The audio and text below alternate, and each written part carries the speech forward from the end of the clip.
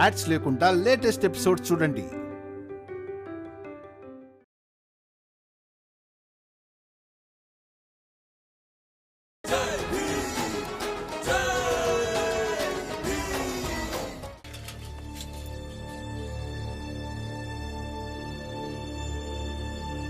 ఆగండి, ఒకసారి నేను చెప్పేది వినండి. ఆ నిర్మల గారు అక్కడ చాలా బాధపడుతున్నారు. ఒక్కసారి నేను చెప్పింది అయినా వినొచ్చు కదా. అబ్బాయి కూడా ఇప్పటిదాకా అక్కడే ఉన్నాడు. నేను మిమ్మల్ని వెళ్ళనివ్వను. ఆగండి ఆగండి, ఒక్కసారి నేను చెప్పేది వినండి. తర్వాత కావాలంటే మీరు ఇక్కడి నుంచి వెళ్ళిపోవచ్చు. అప్పుడు నేను మిమ్మల్ని ఆపను కూడా. ఏం చెప్తావో చెప్పు. ధన్యవాదాలు. నాకేమనిపిస్తోందంటే నిర్మల గారు నిజం చెప్తున్నారని. ఇక మీదే ఒప్పుకోవచ్చు లేదా తనది ఒప్పుకోవచ్చు, కానీ వాస్తవం ఏంటి అంటే ఆవిడ కడుపులో ఏ బిడ్డైతే పెరుగుతోందో ఆ బిడ్డ మీ వంశానికి చెందిన వారసుడే. చూడండి, కేవలం మీకేమనిపిస్తుందంటే మీరు కేవలం నిర్మల గారిని పీడిస్తున్నారని, కానీ వాస్తవం ఏంటి అంటే మీరు తనతో పాటు మీ కొడుకు అంశను కూడా పీడిస్తున్నారు కదా. అది ఇప్పుడు తన కడుపులో పెరుగుతోంది. మీరలా చెయ్యకండి. నాకు కేవలం ఏమనిపిస్తోందంటే మీరు నిర్మల గారిని ఆదరించడం మంచిది. ఆవిడ జీవితం చక్కబడుతుంది, దారిలో పడుతుంది. అలాగే చెదిరిపోయిన మీ కుటుంబం ఒకటైపోతుంది. ఒకవేళ మీరు ఆమెను ఆదరిస్తే గనక నిర్ణయం తీసుకోవాల్సింది మీరే. భీమ్రావ్, నువ్వు వాళ్ళకేం చెప్పొద్దు. అబ్బాయి గారు, మీరేం చేస్తున్నారు? వద్దు, నేను లోయలోకి దూకేస్తాను. ఎవ్వరు పైకి రావడానికి వీల్లేదు.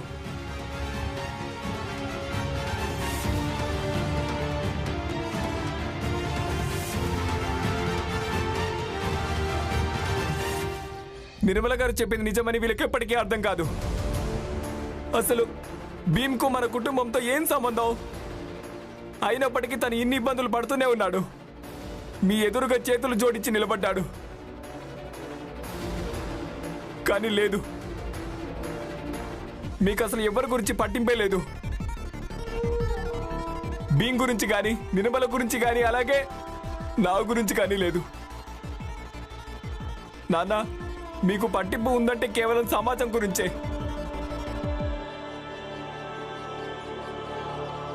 కానీ ఇప్పుడు మీకు అర్థమవుతుంది. అమ్మా, నాన్న, నిర్మలకు అలాగే నాకు ఎలాంటి అక్రమ సంబంధం లేదు. అందుకే నేను ఇక్కడ నుంచి దూకి నా ప్రాణాలు తీసుకొని నేను ఈ విషయాన్ని రుజువు చేస్తాను. అబ్బాయి వద్దు, అబ్బాయి వద్దు బాబు, నువ్వు కిందికి రా బాబు. మీరిలే చేయకండి అబ్బాయి గారు. అసలు ఏం చేస్తున్నారు?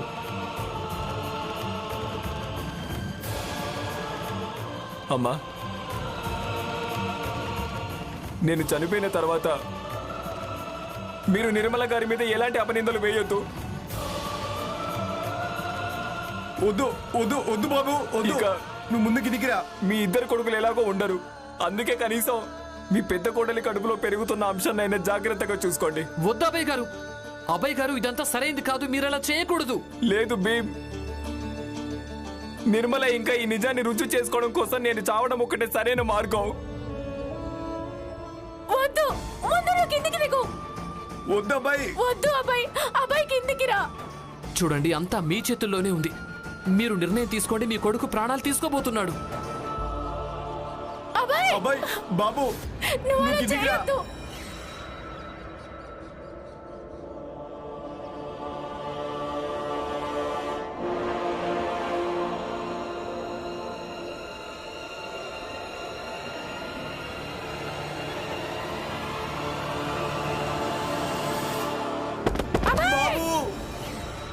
అబ్బాయి,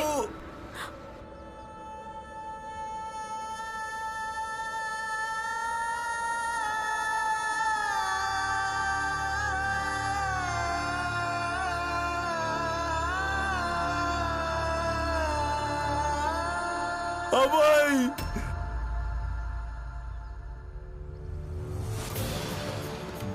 లేదు, నేను నా ఇద్దరు కొడుకుల్ని పోగొట్టుకోలేను. వద్దు బాబు, నువ్వు కూడా మమ్మల్ని వదిలేసి వెళ్ళొద్దు. మా మొదటి కొడుకు, పెద్ద కొడుకు ముందే వెళ్ళిపోయాడు. వద్దబ్బాయి. అబ్బాయి కిందికి రా బాబు. అయితే నేను చెప్పిన దానికి ఒప్పుకోండి. నిర్మల చాలా పవిత్రమైంది. తను ఎలాంటి పాపం చేయలేదు. అమ్మా అమ్మ, ఒకవేళ మీకున్న సమస్య పెళ్ళి అయితే నేను నిర్మలని ఎప్పటికీ పెళ్లి చేసుకోను. జీవితం అంతా తనకు ఒక స్నేహితుడిగా మిగిలిపోతాను. ఒకవేళ మీరు లోకుల నిందకు భయపడుతూ ఉంటే నేను ఇల్లు వదిలేసి చాలా దూరం వెళ్ళిపోతాను. కానీ అమ్మ, నేను చేతులెత్తి జోడిస్తున్నాను, తనని ఇంటికి తీసుకెళ్ళండి. అలాగే తననెప్పటికీ అన్నయ్య చావుకి దోషిగా మాత్రం భావించకండి. అలాగే తననెప్పుడు ఈ మాట అనకండి. చూడండి, నాకేమనిపిస్తోందంటే ఏం జరిగిందో దాన్ని మర్చిపోండి. ఇక మీరు ఏర్పాట్లు చేసుకోండి. మీ ఇంటికి త్వరలోనే ఒక అతిథి రాబోతున్నాడు కదా.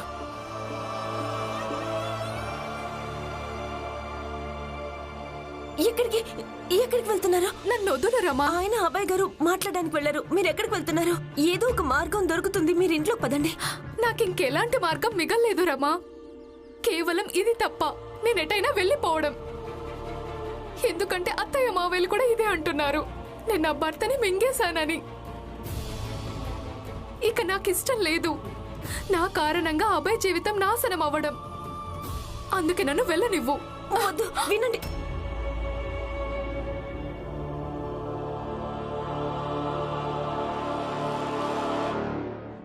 అత్తయ్య, ఇక మీ అందరికీ నా కారణంగా ఎలాంటి ఇబ్బందులు కలగవు. నాకు తెలుసు, ముందు కూడా నా కారణంగా మీ అందరికీ చాలా ఇబ్బందులు కలిగాయి. కానీ ఇక నుంచి అలా జరగదు. సరే, కానీ నిర్మల, నేను నిన్నొకటి అడగబోతున్నాను. దానికి నువ్వు నాకు నిజం చెప్పు. ఒకవేళ ఈ వీధిలో వాళ్ళు రేపు నీతో అంటే నువ్వు నా కొడుకు అబ్బాయిని పెళ్లి చేసుకున్నావని నిన్ను దెప్పి పొడుస్తుంటే ఇప్పుడు చెప్పు, నువ్వు వాళ్ళతో పోరాడగలవా? చెప్పు. మనం వాళ్ళకి ఎంతలా చెప్పినా సరే లోకులు ఏమంటారంటే నీ కడుపులో పెరుగుతున్న బిడ్డ నీ భర్త సంతానం కాదని, అబ్బాయి సంతానమని. అవన్నీ నువ్వు భరించగలవా? మౌనంగా ఎందుకున్నావు? మాట్లాడు, చెప్పు. చూడండి, ఇప్పుడు ఈ ప్రశ్న తనని అడగడం కంటే సహకరించడం ఎంతో ముఖ్యం. నేను నిన్ను కాదు, నిర్మల అని అడుగుతున్నాను. జవాబివ్వు నిర్మల, జవాబివ్వు.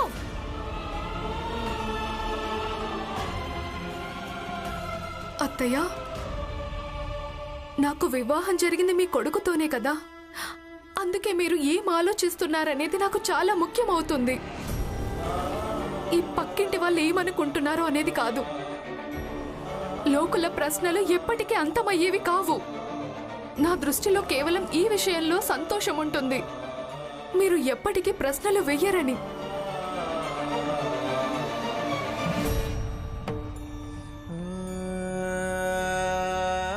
నిర్మలకు అలాగే నాకు ఎలాంటి అక్రమ సంబంధం లేదు.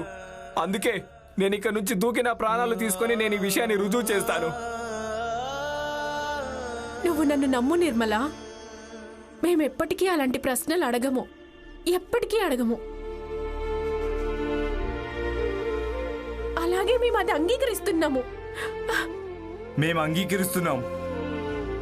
ఇప్పుడు నీ కడుపులో పెరుగుతున్న బిడ్డ మా పెద్ద కొడుకుదేనని.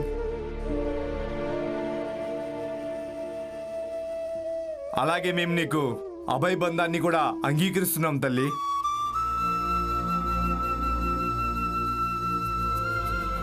అభయ్ తన ప్రాణాలు తీసుకోవడం, మా వంశ వారసుని తీసుకొని మా కోడలు ఊరొదిలి వెళ్ళిపోవడం, దానికంటే మనందరం ఒకటవ్వడమే మంచిది. నిజంగా నాకు చాలా ఆనందంగా ఉంది. ఎందుకంటే ఇప్పుడు ఈ సమయంలో ఇంతకంటే మంచిది అసలు ఉండనే ఉండదు. తప్పు.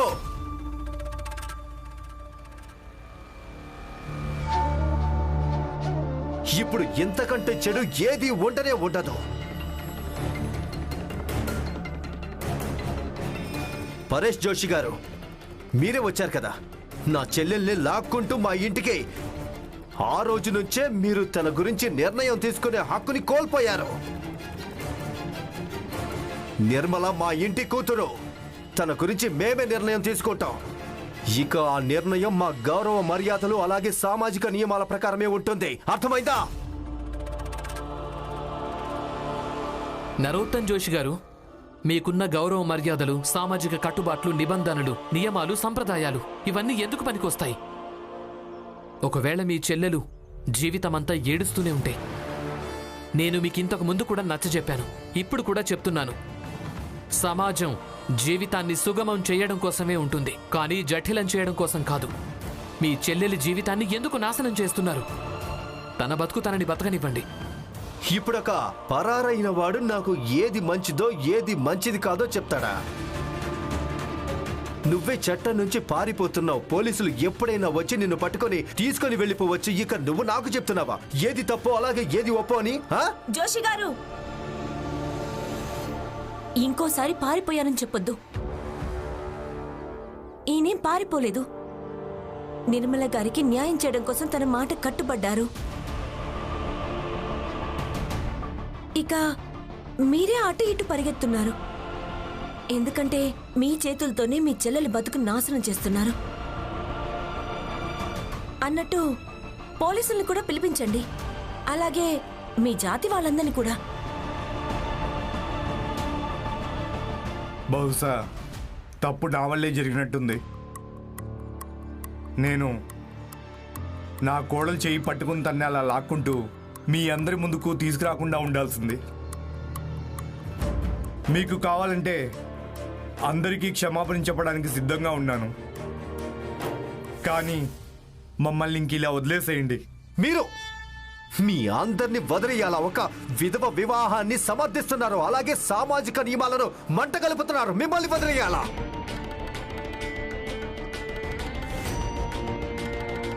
నరోత్తమ్ జోషి మిమ్మల్ని అందరినీ వదిలేసేవాడు ఒకవేళ ఈ విషయం వ్యక్తిగతమై ఉంటే, కానీ ఈ విషయం సామాజిక పరమైంది. నువ్వన్నది నిజమే పరేష్ జోషి. నీ వల్ల తప్పు జరిగింది. ఇక నీ తప్పుని నేనిప్పుడు సరిదిద్దుతాను ముసలోడా.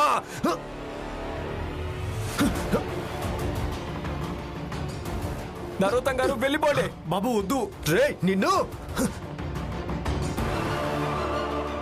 అబ్బాయ్, హే వదలండి. వీటి సంగతి తర్వాత చూసుకుందాం. పద. పదండి జోషి గారు.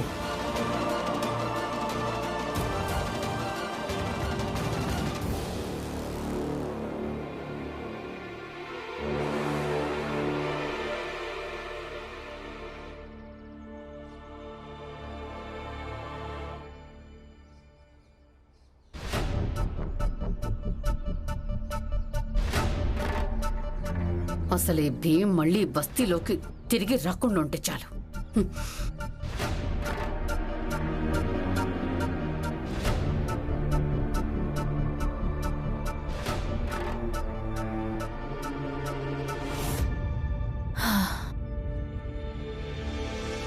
అయ్యయ్యో, ఎక్కడికెళ్తున్నావు జీజాబాయ్? కూర్చో, నాకు నీతో కొంచెం మాట్లాడాలనుంది. నాకు విషయం చెప్పు. భీం మళ్ళీ ఇంటికి రాకుంటే దానివల్ల నీకేం ప్రయోజనం? నాకు ప్రశాంతంగా ఉంటుంది. ఇదే నాకు ప్రయోజనం. అవునా? ఇక ఈరోజు మీ గారాల భీమి ఇంట్లో లేడు. కోపంలోనైనా సరే మీ అన్నయ్య తీపెక్కువగా ఉన్న చాయ్ తాగాడు. తమరి ఆ భీమ్ ఉన్నాడే, ఎప్పుడెప్పుడు ఇంట్లో ఉండడో అప్పుడు ఇలాగే తీపి తినిపిస్తాను, తాగిస్తాను. ఎందుకంటే ఎప్పుడైనా తన ప్రవర్తన నా విషయంలో తీయగా ఉంటుందేమో అని. ఆయన నా విషయంలో తీయగా ప్రవర్తించటం ఇదే నాకున్న ప్రయోజనం. అన్నట్టు వదిన, ఇంకొక ప్రయోజనం కూడా ఉంది. ఈ ఇంట్లో వాళ్ళు మిమ్మల్ని కొంచెం ఎక్కువగానే నెత్తికెక్కించుకున్నారు. అందులో కనీసం 2 వ్యక్తులైనా తగ్గిపోతారు కదా. మీరు ఆకాశంలో ఎగురుతూ ఉంటారు కదా, దబ్బున కింద పడిపోతారు. నాకున్న ప్రయోజనం ఇది. ఇంకా ఏమైనా చెప్పాలా, లేక మీకు ఇవి సరిపోతాయి అనుకుంటానే? వద్దొద్దు, చాలు. నాకు తెలిసిపోయింది ఈ ఇంటి కోడలకి లెక్కలొచ్చని. కానీ జీజాబాయ్ చూడు, జీవితం లెక్కల మీద సాగదు, నువ్వు భీమిని ఇంట్లోంచి వెళ్ళగొట్టగలవు, బొంబాయిలోంచి వెళ్ళగొట్టగలవు, నీకు అవకాశం ఉంటే ఈ దేశంలోంచే గెంటేయగలవు. కానీ మనసుని ఏం చేస్తావు? మనసులోంచి ఎలా తీసేస్తావు? ఇక భీమ్ నీ మనసులో ఉన్నంత వరకు నీకు మనశ్శాంతి అనేది లభించదు. నువ్విలాగే ఆందోళన పడుతూ ఉంటావు.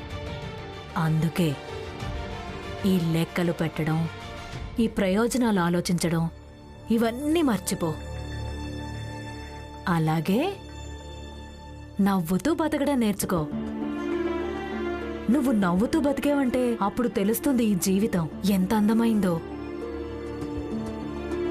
ఇక నువ్వెంతగా అనుకుంటున్నావో అంత చెడ్డవాళ్లం కానే కాము. ఇక అన్నయ్యకు తియ్యటి ఛాయ్ తాగించడం కన్నా, తీపి తినిపించడం కన్నా మంచిదేంటంటే నువ్వు నీ ఆలోచన మార్చుకోవడం. తర్వాత చూడు, అంతా అదే మారిపోతుంది.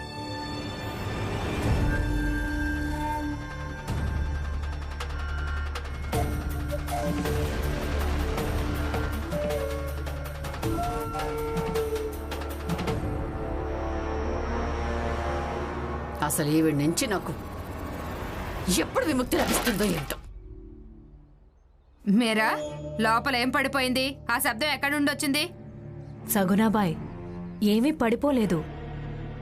అది మీ ఆడబడుచు అహంకారం. ఏదో వస్తువును కొట్టుకుని నుజ్జు అయిపోయింది. మీరు లోపలికెళ్ళండి, అక్కడే పడిపోయి ఉంటుంది. ఏరుకుని అతికించండి. మీరు చేసే పని అదే కదా.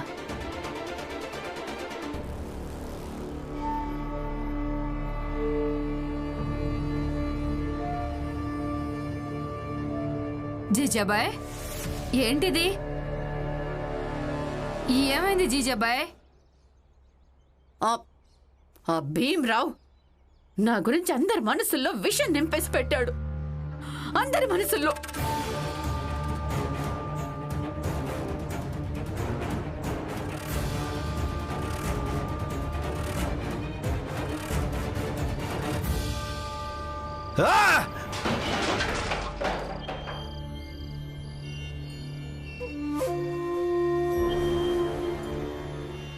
అయ్యో జోషి గారు, ఎందుకు ఆవేశపడుతున్నారు? మంచిదైంది మేమందరం పరిస్థితి చక్కబెట్టాం, లేదంటే వాళ్ళు మిమ్మల్ని ఏమైనా చేసేవాళ్ళు.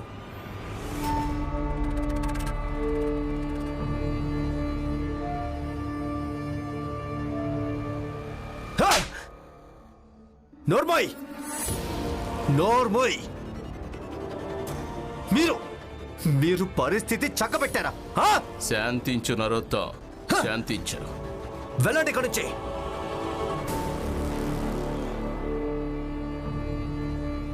నేను మూర్ఖుల సైన్యాన్ని తయారు చేసి పెట్టాను. ఇక అందరికంటే పెద్ద మూర్ఖురాలు నా చెల్లెలు నిర్మల. ఇక ఆ భీమరావు అలాగే రమాబాయ్ మాటల్లో పడిపోయి అది మనం తల దించుకునేలా చేసింది. మనం ఈ సమాజం ముందు తలెత్తుకొని కూడా నడవలేము.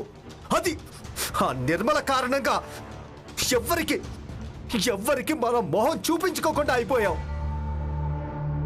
నానా,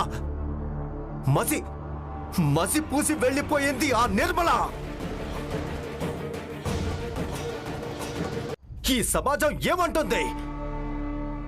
నా విధవ చెల్లెలు రెండో పెళ్లి గురించి ఆలోచిస్తుందని. లేదు, అలా నేను ఎప్పటికీ జరగనివ్వను.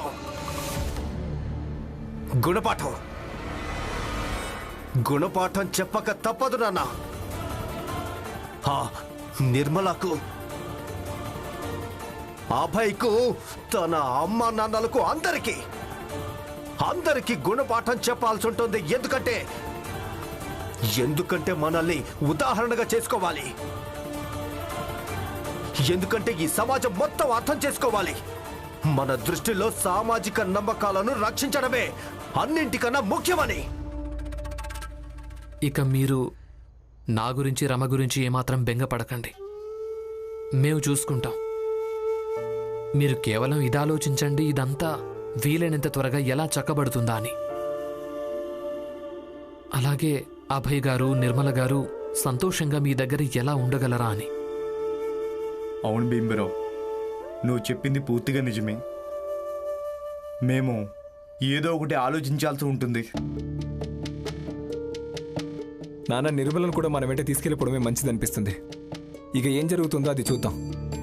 వద్దు బాబు, నాకు తెలిసి అలా చేయడం మంచిది కాదనిపిస్తుంది. మనం నిర్మలాని ఇలాగే తీసుకెళ్ళకూడదు. అన్నిటికంటే ముందు మనం వీళ్ళిద్దరికీ పెళ్లి జరిపించాలి. ఆ తర్వాతే తీసుకెళ్దాం.